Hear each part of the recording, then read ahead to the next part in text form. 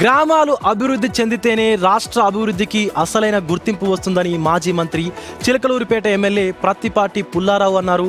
పల్నాడు జిల్లా ఎడ్లపాడు మండలం సొలసలో 3,80,00,000తో నిర్మించనున్నటువంటి high level వంతెనకు MP లావు కృష్ణదేవరాయలతో కలిసి ఆయన శంకుస్థాపన చేశారు. ఎల్నినో తీవ్రతను ఎదుర్కొనేందుకు ప్రభుత్వం ముందస్తు ప్రణాళికతో చర్యలు చేపడుతోందని పుల్లారావు అన్నారు. ప్రభుత్వం చేపడుతున్న అభివృద్ధి కార్యక్రమాలపైన జగన్ వైసీపీ నేతలు చేస్తున్న తప్పుడు ప్రచారాన్ని ప్రజలు తిప్పికొట్టాలని పిలుపునిచ్చారు ప్రత్తిపాటి. ఆ పెట్టుబడులు రావాలంటే కంటిన్యూ చంద్రబాబు గారు ఉండాలి, మళ్ళా అప్పుడే ఇవన్నీ జరుగుతాయి. మీరేదో ఆషామాషిగా ఒకసారి వచ్చి ఒకసారి పోతే రావు ఆ పెట్టుబడులు. కంటిన్యూ చంద్రబాబు గారు ఉండాలి, లోకేష్ బాబు గారు ఉండాలి, పవన్ కళ్యాణ్ గారు ఉండాలి, కూటమి ప్రభుత్వం ఉండాలి. అప్పుడే 25 లక్షల కోట్లు పెట్టుబడులు రావటం, మన రాష్ట్రంలో పెరిగిన అప్పు తగ్గటం, మిగిలిన డబ్బులు పేదలకు పంచేటువంటి దానికి ఉపయోగపడుతుంది.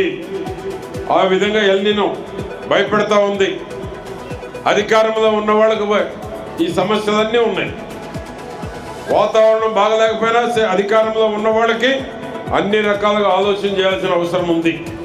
ఉన్న నీటితోటి తాగునీరు, పశువులకి మిగిలిన నీళ్లు ఏ విధంగా వ్యవసాయానికి ఇవ్వాలని చంద్రబాబు గారు ఆలోచన చేస్తూ ఉన్నారు.